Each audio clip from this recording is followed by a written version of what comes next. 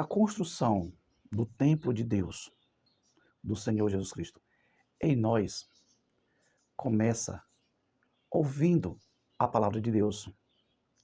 E pelo ouvir a voz de Deus, temos fé. E é nesta fé que iremos construir o templo do Espírito Santo em nós. Veja, a primeira virtude de construção, a pedra fundamental, certo? Do nosso espírito é a palavra de Deus com a fé, certo? Então, eu tenho a palavra e eu tenho a fé. Então, a primeira virtude que eu tenho é a fé, por causa da palavra de Deus. Meu nome é Gerson do Vale, sou teólogo. A minha área de estudo é o Ano da Graça e o Dia do Senhor. Este vídeo é sobre a construção do templo de Deus. E começaremos pelas virtudes celestiais. Estas virtudes estão dentro das Escrituras. E o que falta é praticarmos essas virtudes para que o Espírito Santo habite em nós. Como eu falei antes, a primeira virtude é a fé. Existe a fé de se fazer trabalho, qualquer trabalho. Existe a confiança, a convicção. As pessoas lutam, trabalham, se esforçam e dizem assim, eu tenho fé que eu vou conseguir isto. Então, pelos esforços, pela confiança, ela consegue chegar aonde ela quer. No reino dos céus, nós temos também a confiança, a convicção. E essa convicção e esta confiança se chama fé.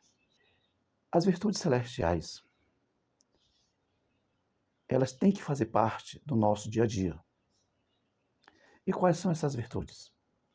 É a humildade, é a mansidão, a misericórdia, a fé, a piedade, a compreensão, entender o que as pessoas querem falar, a paciência. A paciência é muito importante na Terra. Uma das principais virtudes é a paciência, é tolerar quem está errado. Certo? Paciência é esperar em momentos difíceis. Então, uma das melhores virtudes do Reino dos Céus é a paciência. Outra virtude celestial é a esperança. Nunca perder a esperança de viver. Nunca perder a esperança da salvação. Embora que as coisas andem erradas, nunca perder a esperança da salvação. Nunca perder a esperança. Então, veja, estas virtudes estão no Novo Testamento. Estão na nova aliança de paz que Deus fez conosco. Está no ano da graça. E estas virtudes nos pertencem. Cabe a nós praticarmos.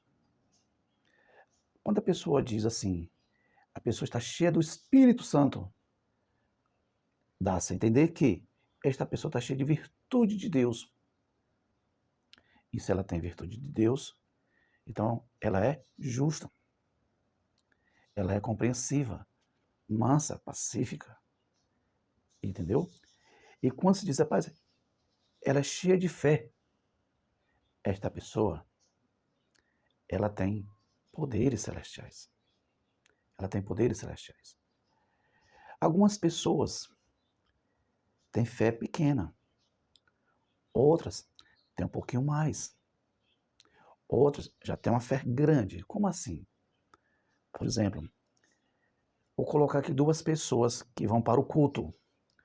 Essas duas pessoas estão enfermas. Uma delas conversa com o Senhor Jesus Cristo que vai fazer um jejum de 7 dias para ser curada. A outra pessoa não diz nada, simplesmente vai para o culto. A pessoa que passou 7 dias orando e jejuando adquiriu a bênção.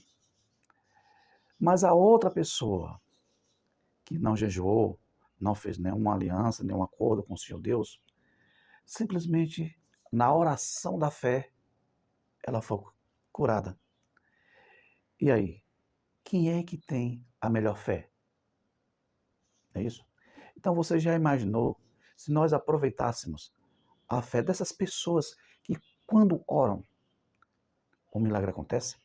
Ou também pegássemos essas pessoas que quando oram e jejuam e conseguem bênçãos celestiais, você viu que coisa boa? Então, procure compreender bem isso. Eu estou me referindo às riquezas espirituais. Então, para termos o Espírito Santo habitando em nós, temos que ter o conhecimento da palavra de Deus e entendimento. Temos que ter a compreensão do poder de Deus, que é o Espírito Santo. Temos que ter a compreensão das virtudes de Deus. Caso contrário, vamos falar sempre de Mateus capítulo 5, as bem-aventuranças. É isso? Está lá. É como se fosse um espelho. Não tem utilidade não. Você olha, você acabou de olhar, você vai embora.